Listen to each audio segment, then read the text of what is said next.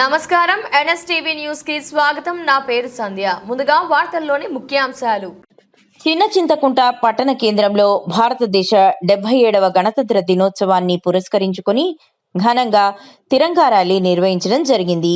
ఈ ర్యాలీలో పెద్ద సంఖ్యలో విద్యార్థులు, నాయకులు పాల్గొని త్రివర్ణ పతాకాలతో దేశభక్తి నినాదాలు చేస్తూ వాతావరణాన్ని దేశభక్తితో నింపారు. ఈ సందర్భంగా ఎంఆర్ఓ ఎల్లప్ప మాట్లాడుతూ 1950 జనవరి 26న భారతదేశం రాజ్యాంగాన్ని స్వీకరించి ప్రజాస్వామ్య గణతంత్ర దేశంగా అవతరించిందని గుర్తు చేశారు. ఈ గణతంత్ర దినోత్సవం సందర్భంగా ప్రతి విద్యార్థి త్రివర్ణ పతాకం కింద ఐక్యంగా నిలబడి రాజ్యాంగాన్ని గౌరవిస్తూ వికసిత్ భారత్ నిర్మాణానికి కట్టుబడి ముందుకు సాగాలని పిలుపునిచ్చారు.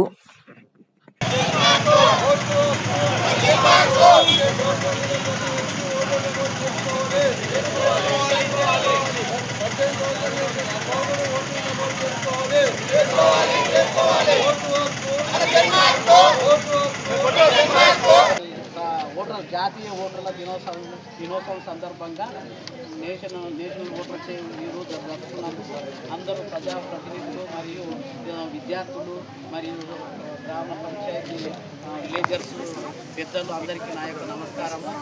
పత్రికా విలేకరులు కూడా నా యొక్క నమస్కారము. ఈరోజు జాతీయ ఓటర్ డే సందర్భంగా ప్రతి ఒక్కరూ 18 సంవత్సరాల పైబడిన మనము ప్రజాస్వామ్యాన్ని ప్రభుత్వాన్ని నడపొచ్చు. ఈరోజు ఓటర్స్ డే జరుపుకున్నందుకు మీ అందరికీ నా యొక్క ఈ పార్టిసిపేట్ ఈ ప్రోగ్రాము కండక్ట్ చేసి మీ అందరూ పాల్గొని ఈ కార్యక్రమాన్ని విజయవంతం చేసుకున్నందుకు మీ యొక్క నా యొక్క నమస్కారం. ప్రశాంత ఎన్నికల ప్రభావాన్ని నిలబెడతామని మతం, జాతి, కులం, వర్గం, భాష లేదా ఎటువంటి ఒత్తిడిలకు ప్రభావితం కాకుండా ప్రతి ఎన్నికల్లో నిర్భయంగా ఓటు చేస్తామని హిందూ మూలంగా ప్రతిజ్ఞ చేస్తున్నాము. ఈరోజు గ్రామ పంచాయతీ సమక్షంలో జాతీయ ఓటర్ దినోత్సవం ఈ కార్యక్రమానికి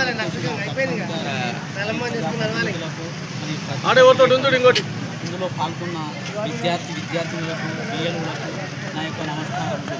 ఈరోజు జాతీయ ఓటర్ దినోత్సవం సందర్భంగా అన్ని మండలాల్లో, జిల్లాల్లో, గ్రామ పంచాయతీ అందరూ 18 సంవత్సరాల వయసు అందరికీ ఓటు హక్కును కల్పించినందుకు ఆ ఓటు ద్వారా మన ప్రజాస్వామ్యాన్ని నిలబెట్టుకోవచ్చు.